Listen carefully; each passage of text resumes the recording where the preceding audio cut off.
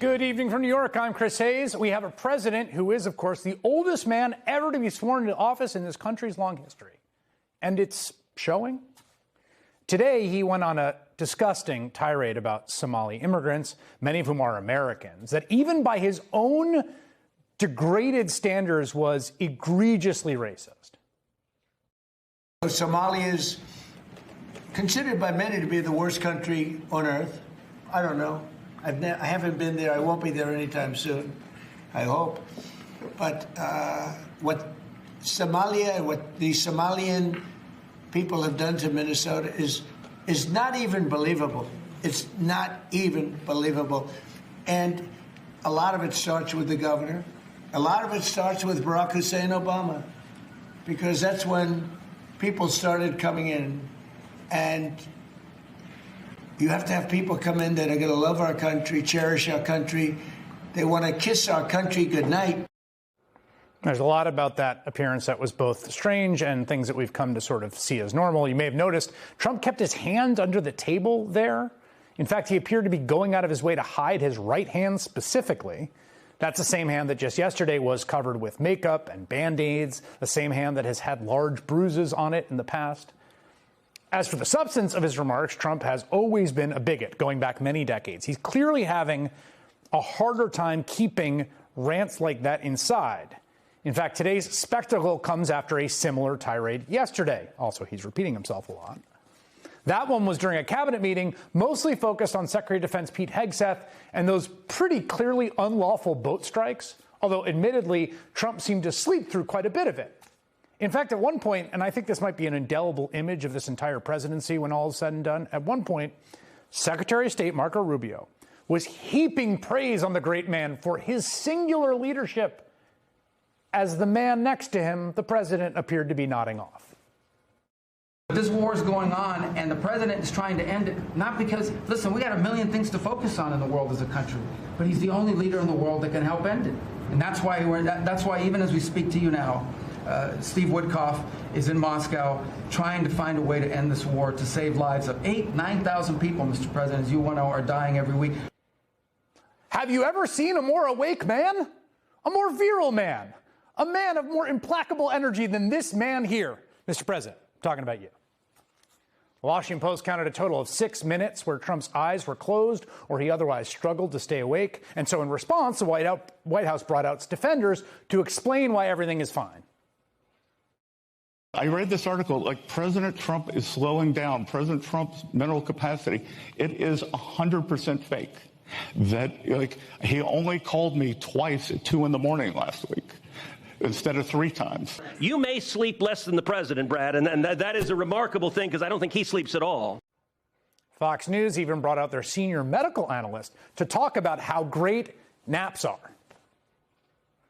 Social media goes crazy, and the left is going crazy after totally deep-sixing any concern about Biden for 4 years.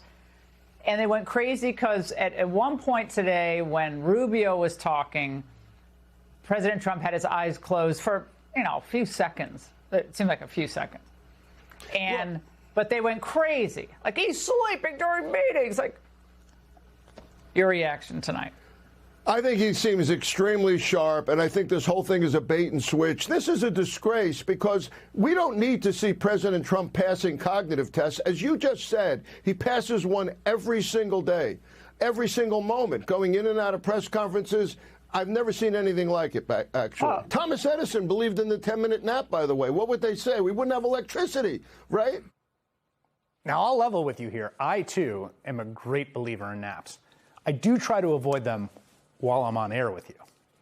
It goes without saying that the 79-year-old president is no Thomas Edison. Maybe it's just the normal process of aging. I mean, he is, 79.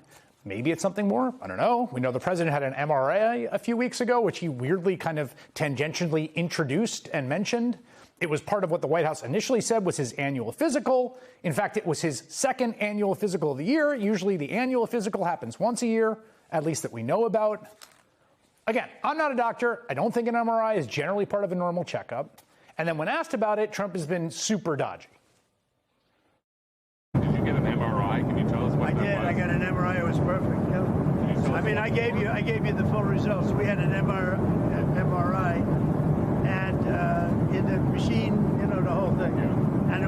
perfect. Why did President Trump get an MRI during his recent visit to Wall Street? Look, as President Trump said, he would inquire with the physicians. I'll check back on that. But as the physical itself stated, Kristen, and as you all know, because you were all witness to it, every single day the president is in optimal physical health. I had an MRI as part of my standard yearly, or I think they do it every 2 years, but I have the physical every year, and the result was outstanding. Is it your brain? Did you know? I have no idea what they analyzed, but whatever they analyzed it well, and they said that I had as good a result as they've ever seen. If you want to have it released, I'll release it. Please, can you tell us what they were looking at? For what, releasing? No. What part of your body was the MRI looking at? I have no idea. It was just an MRI. What part of the body? It wasn't the brain because I took a cognitive test and I aced it. I got a perfect mark, which you would be incapable of doing.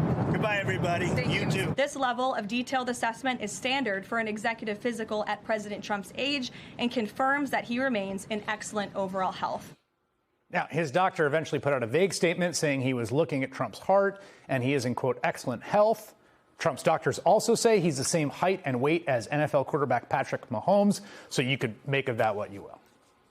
The president's decline is evident in more than just anecdotal observations. New York Times recently published an extensive account of his truncated schedule and shorter work days. And again, even just watching the guy, which unfortunately for all of us here is our job to do every day, it is obvious that his behavior is becoming increasingly aberrant, strange, and sleepy. He's posting late into the night at one point about 150 times in one stretch, amplifying a post claiming that Nancy Pelosi's staff had been planning the January 6th insurrection for months. Sure, right. He's lashing out at reporters while seeming to be a kind of spectator to his own presidency. Sir, is there something incriminating in the file, sir? Why do you blame the Biden administration? Because they let him in. Are you stupid? Are you a stupid person? The government at the time said that CZ had caused significant harm to U.S. national security, essentially by allowing terrorist groups like Hamas to move millions of dollars around. Why did you pardon him? Okay, are you ready? I don't know who he is. Explain more about why you pardoned a notorious drug trafficker. I don't know who you're talking about. Juan Fernando. Well, I was told that I was asked by Honduras. There's a mic drop moment. Okay, are you ready? No idea who the guy is. Now, at some level, Trump's decline, if it's happening, it seems like it is one of those weird positions of, the food is terrible in such small portions. But the reason all this matters so much is twofold. One, it's hard to believe that this is the person who's actually running the country minute to minute, leaving us to wonder who is filling the power vacuum of the napping president, whose agendas are being implemented, right? And two, Trump's entire source of power, this is crucial, the way that he has kept his second term afloat is through this domineering monopoly on his own party, this kind of ruthless discipline he's imposed on his fellow Republicans. And that only works so long as people in the Republican Party don't start to think too hard about how long he can keep it all going.